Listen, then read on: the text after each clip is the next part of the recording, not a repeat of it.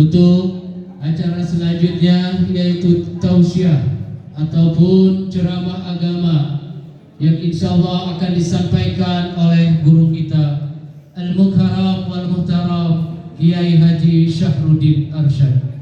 Kepada yang kami muliakan Al-Mukarram wal Muhtaram Bapak Kiai Haji Syahruddin Arsyad, dipersilahkan.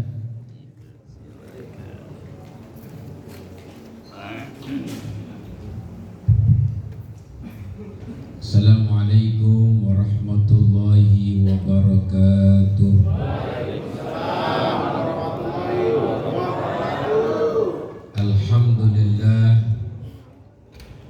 Alhamdulillahi rabbil alamin. Wa bihi nasta'inu ala umurid dunya waddin.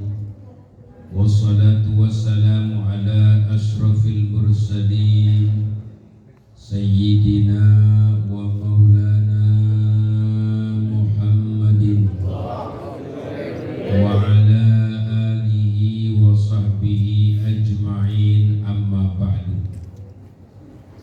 Faqad qala Allah ta'ala fi kitabihil karim, kalla bal la tukrimunal yatim wa la tahadduna ala ta'amil miskin wa ta'kuluna at-turatha aklan lamma wa tuhibbuna al-mala hubban jamma.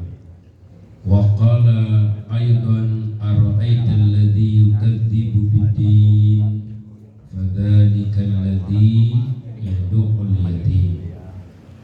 Wa qala Rasulullah sallallahu alaihi wasallam,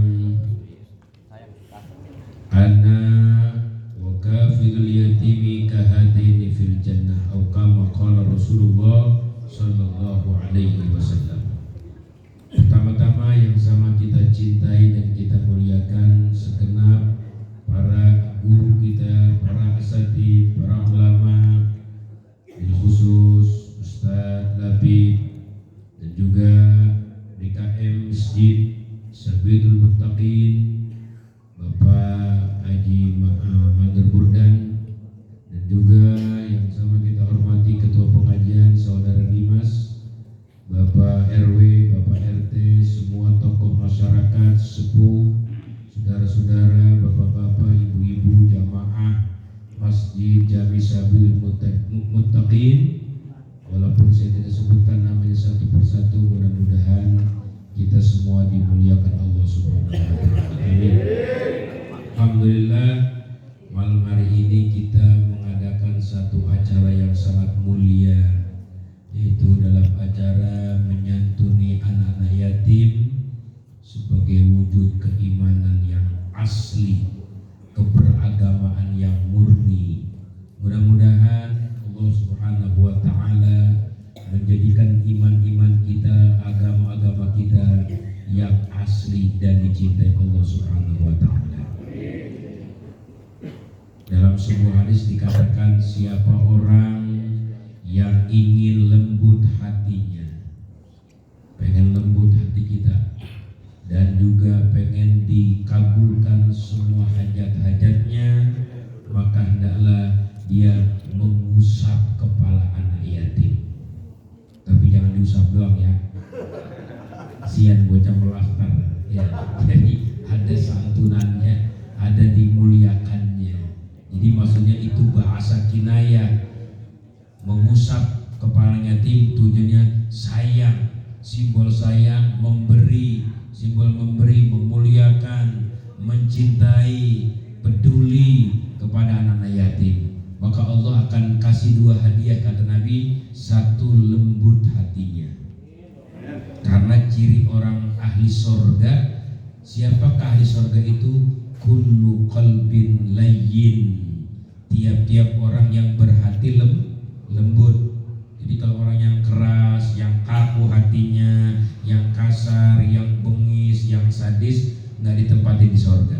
Kalau kita punya perasaan hati kita keras, nggak mempan sama nasihat, nggak lembut saat berzikir, maka kita di antara upaya yang harus kita lakukan, sering-sering mengusap kepala anak yatim, menyantuni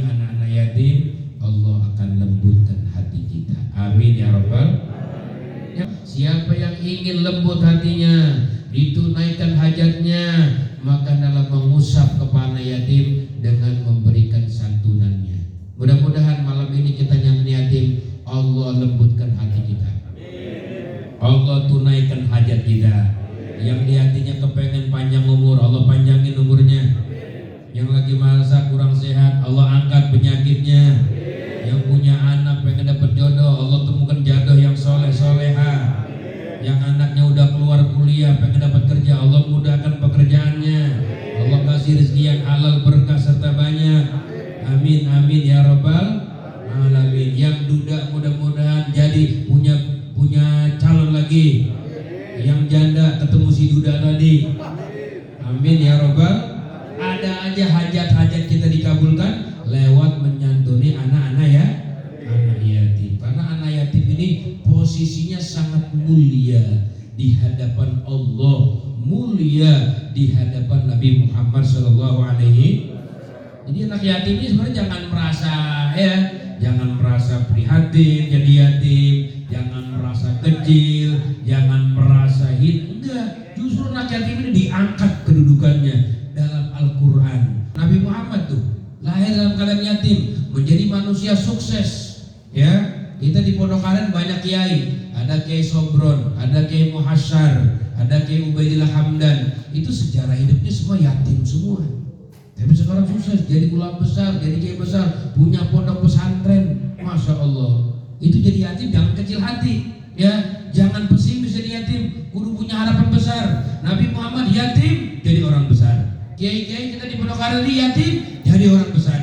Kenapa memang? Hidup di atas keprihatinan biasanya memicu orang untuk semangat. Kita doakan anak-anak yatim kita mudah-mudahan kelak menjadi orang-orang yang sukses, sukses dunia dan sukses akhirat. Amin ya rabbal alamin. Jadi masya Allah ya, yatim ini sangat mulia kedudukannya sampai kita oleh Allah Subhanahu wa Ta'ala dipertanyakan keberagamaan kita oleh Allah. Aslikah agama kita atau palsukah agama kita? Itu keterkaitannya bagaimana peduli dengan anak-anak yatim.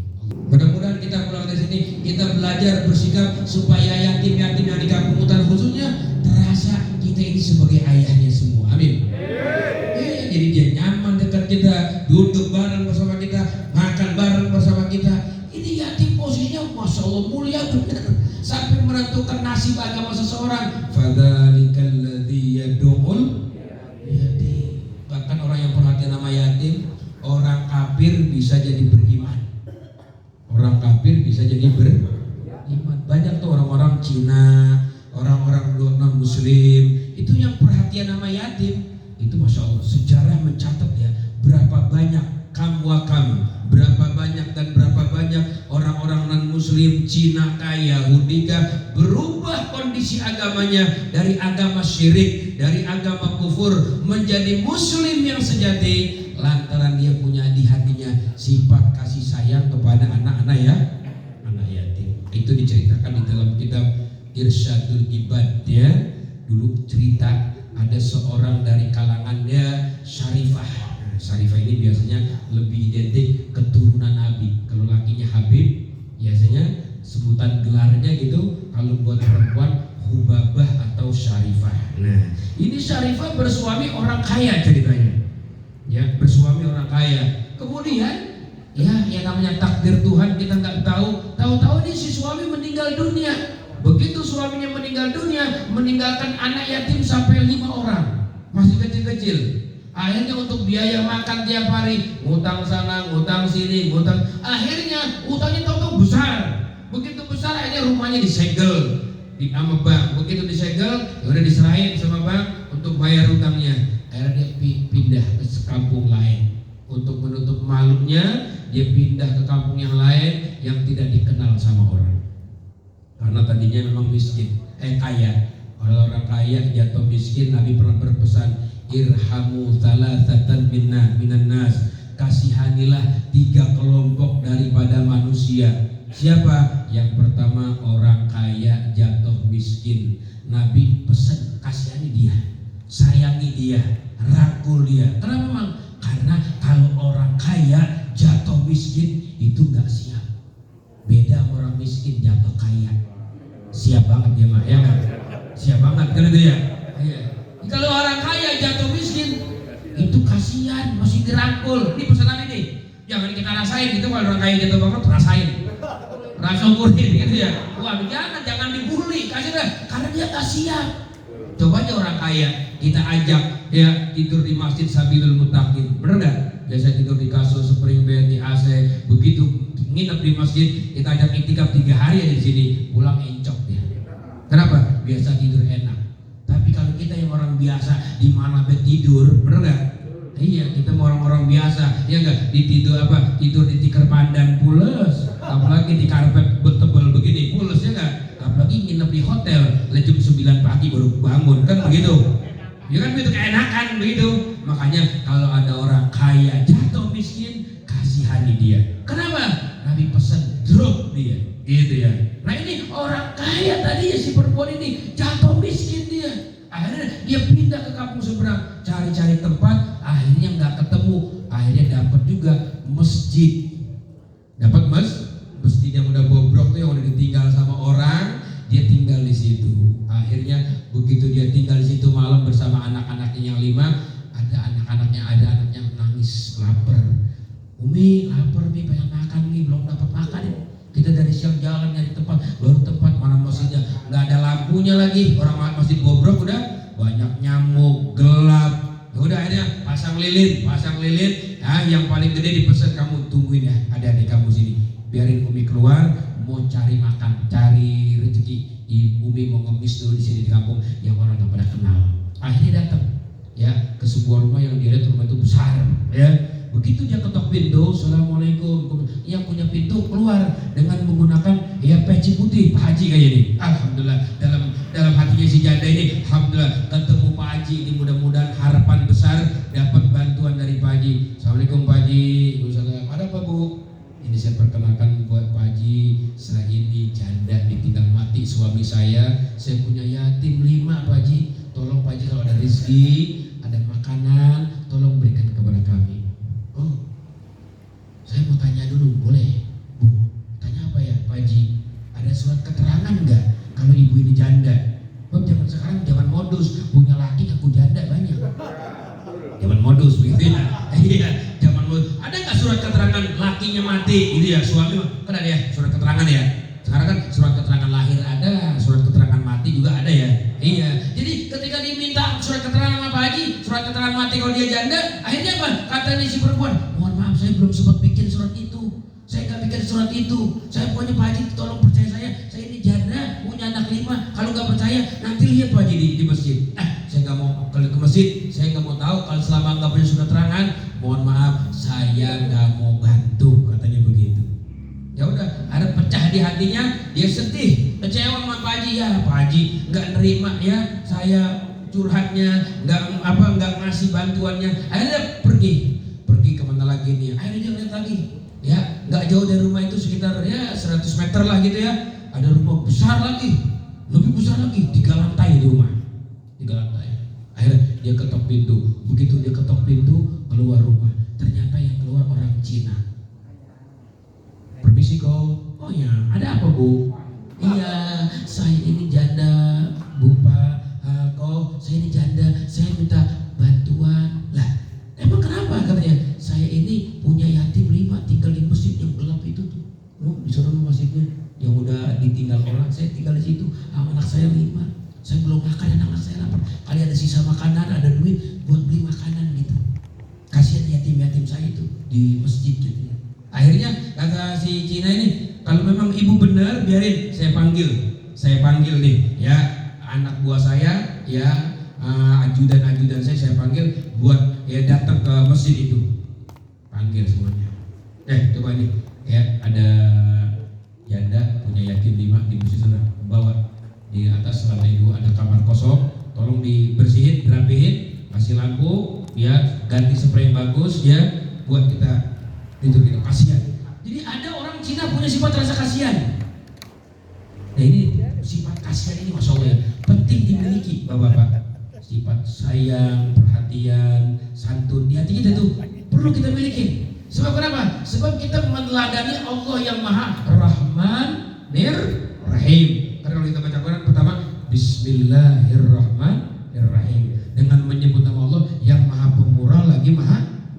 Itu bukan cuma sekedar dibaca, tapi kita meyakini Tuhan kita begitu. Meskipun agung Tuhan kita, meskipun besar kekuasaan itu kita, tapi tetap punya sifat Allah Rahman dan Rahim. Nah, makanya kita disuruh meneladani. Makanya orang yang meneladani sifat-sifat Allah disebut namanya Ar-Rabbani. Apa itu Rabbani? Yang meneladani sifat-sifat kedermawanan Allah Subhanahu wa taala. Akhirnya dibawa ada tuh, ya, lima-limanya benar, taruh kamar. Nah, malam-malam ini Pak Haji tidur ceritanya, ngimpi kiamat. Ngimpi? Makanya jangan jadi orang pelit. Kalau orang pelit, cerah apa tuh? Ngimpinya jelek-jelek banget. Nah, ngimpinya kiamat, bayangin.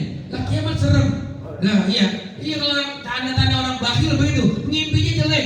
Ngimpi dikejar-kejar anjing di Bintaro misalnya. Ya Allah, dan sampai bininya kaget. Bang, lu ngapa gobios begini, Bang? Apa lepek begini? Kejar anjing gua, gitu ya. Berdiri sama bini kayak begitu modelnya.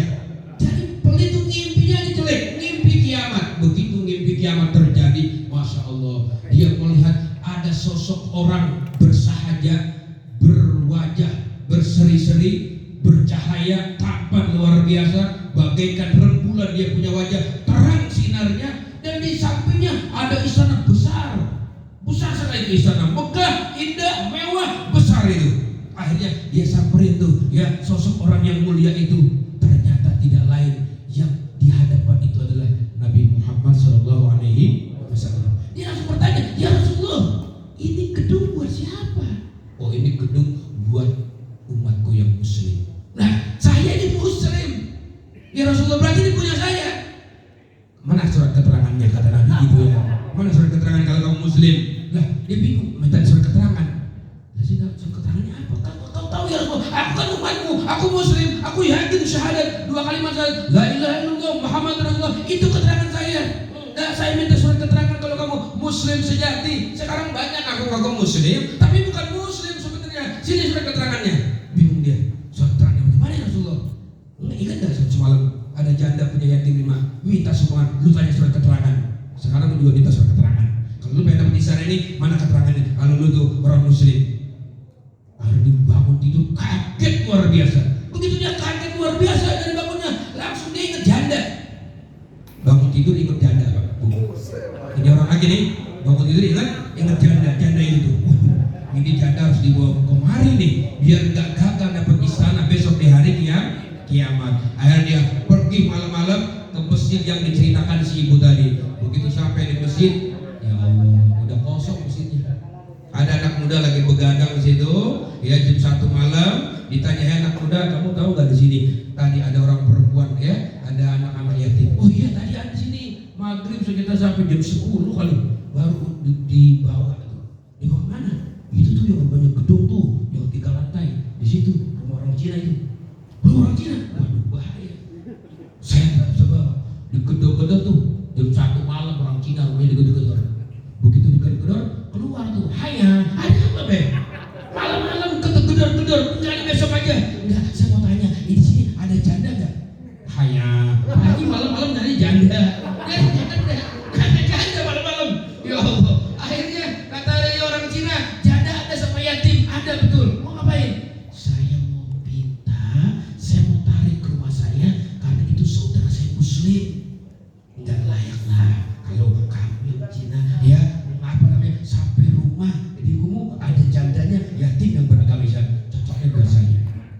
Ada orang Cina itu hanya Pak Haji, jangan sombong Pak Haji tentang Islam katanya. Saya dikata begitu, saya ke situ. Iya tapi beneran, gitu ya. Saya mau minta, saya nggak akan kasih Pak Haji, ya, saya nggak kasih. Yaudah kata Pak Haji, kalau nggak dikasih saya beli itu janda.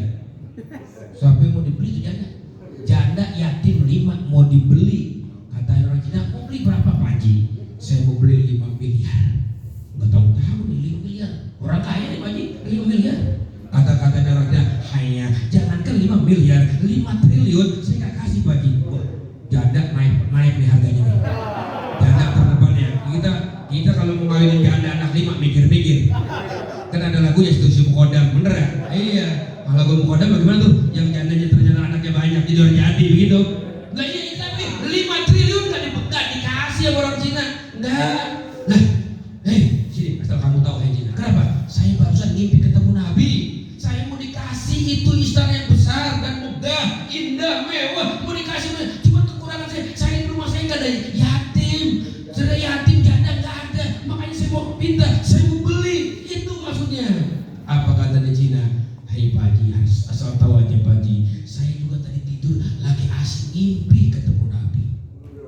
Dia ketemu Nabi dia juga sama. Jadi gara-gara Pak Haji gedor-gedor, saya bangun saya lagi asik ketemu Nabi kata begitu. Nah kamu bisa ketemu Nabi? Iya ceritanya begini. Begitu tuh si janda masuk ke rumah saya, makan bersama anak yatim. Sampai itu saya ajak ngobrol sama anak-anaknya tuh. Ternyata akhlaknya mulia, jandanya, anak-anaknya sopan santun. Cerita tentang Islam, saya langsung tertarik. Di situ saya mengucapkan masuk Islam di depan Syarifah janda dan anak yatim. Seketika aku masuk Islam di situ.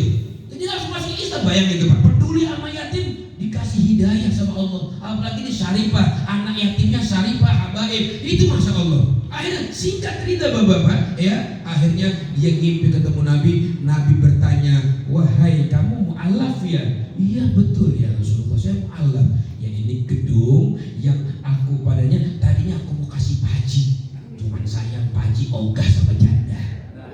Jadi kalau ada Pak Haji mau janda, insya Allah di sana.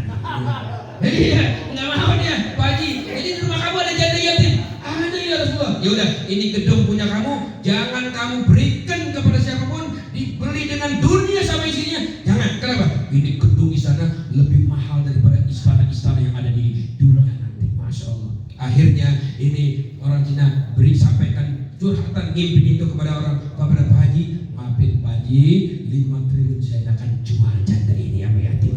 Akhirnya Pak Haji pulang sambil nyesel. Aduh, gara-gara janda gagal gue dapet gedung. Gara-gara janda gagal dapat istana. Padahal itu adalah sebuah isyarat bahwa memang orang yang percaya dengan pahala, balasan di hari kiamat, imbalan dari Allah, di antaranya menyantuni anak-anak ya. Makanya kita alhamdulillah nih pengajian kita malam Sabtu ya masih sampai nggak hanya konsen ngaji aja, datang bulan Muharram kita nyantuni yatim piatu. Amin. Ini fadzalikal ladzi yad'ul yatim. Mudah-mudahan dengan menyantuni anak-anak yatim semua, apapun hajat kita Allah kabulin. Hati yang keras menjadi lembut, hati yang masih membangkang menjadi tunduk kepada Allah dan Rasulnya. Amin ya Rabbal. Ini yang pertama ya, ditaruh yang pertama nih, orang-orang yang mendustai agama, orang yang nggak percaya sama balasan.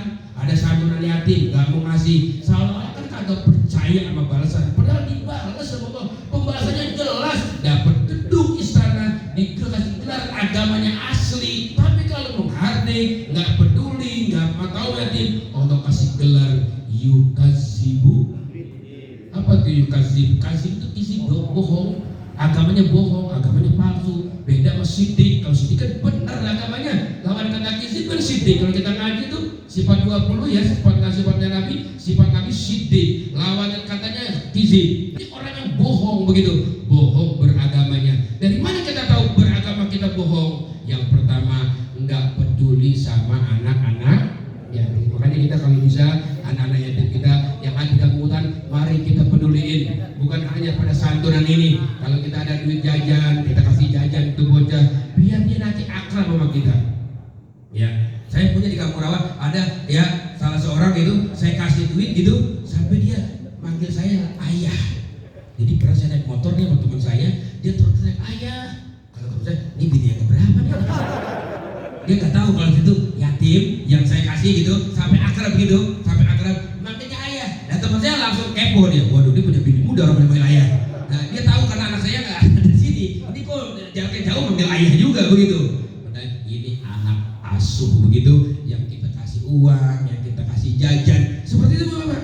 Jadi kita supaya mesra bersama anak-anak ya yatim. Yang kedua, orang yang berdusta agama dengan agama, wala yahuddu ala ta'amil miskin, nggak mau menggerakkan orang-orang buat ngasih makan kepada orang miskin. Menggerakkan aja aku nggak mau ya, apalagi lagi nggak ngasih. Ini orang nggak ngasih, bukan nggak ngasih, nggak gerakin. Makanya kita di pengajian kita malam Sabtu, coba kita semua punya andil menggerakkan orang-orang donatur supaya ayo peduli yang mana yatim, ayo peduli yang yatim. Itu pekerjaan mulia. Jadi panitia pelaksana Muharram nyantunin yatim kah, nyantunin orang-orang miskin, itu kerjaan mulia. Kita ketok orang kaya, Assalamualaikum, mau ambil nggak kasih makan Pak nih buat anak yatim atau orang miskin. Ini kerjaan mulia. Kalau orang kita nggak punya keahlian begitu atau punya keahlian tapi kita nggak mau peduli dengan nasib orang miskin, khawatir dikategorikan beragama yang dusta. Nauzubillah min. Dua ya. Yang ketiga, baru yang ketiga nih, terakhir nih, fawailul lil musallin. Orang yang sembahyang celaka katanya. Siapa yang celaka? Yang sembahyang celaka itu tadi sama yatim, nggak peduli. Semuanya rajin, sholatnya ke masjid berjamaah, tahajud dikerjain, duha dikerjain, datang panitia. Assalamualaikum. Nyumbang yatim nggak? Nggak dulu dah. Nggak dulu. Gitu. Padahal duit ada. Ini namanya fawailul, celaka buat yang sholat, yang nggak peduli sama yatim, nggak mau ngasih makan fakir miskin. Makanya yang begitu model sholatnya adalah yang pertama, alladzina hum an sholatihim lalai. Sholatnya, kalau sholatnya nggak lalai, dia akan peduli sama yatim, dia akan cinta sama orang miskin. Gitu maksud lalai, istilah begitu. Jangan lalai kita. Bukan hanya kita punya hablum minallah, hubungan dengan Allah. Coba tengok di samping rumah kita, di depan rumah kita, adakah anak yatim yang belum makan? Adakah orang miskin yang belum makan? Kita perlu perhatian. Sebab orang yang suka lalai biasanya alladzina hum yuraun, orang yang suka pamer sholatnya bukan karena Allah, wa yamnaunal ma'un, orang yang mencegah dari sesuatu yang memberikan manfaat. Pak, nyumbang nggak besar, minimal kita kasih uang 50.000 buat bantu, ya Allah, ya. Apalagi kalau kayak ibu-ibu tuh yang jadi janda punya yatim, dia kan setiap hari ngasih makan anaknya, mikirin sekolahnya, mikirin jajannya. Itu ibu-ibu pejuang tuh, yang begitu jadi janda suaminya meninggal dunia, dia perhatiin anak-anaknya. Itu pejuang yang asli. Nah kalau kita cuma santun per tahun begini, makanya kalau bisa jangan nungguin setahun. Di mana ketemu anak yatim, ada rezeki, yuk kita kasih, yuk kita berikan harta kita, biar kita dicap sama Allah beragama yang asli. Amin ya Rabbal. Mudah-mudahan kita semua kompak kita dalam menyantuni yatim. Insyaallah kelak di hari kiamat kita bersama Nabi Muhammad SAW.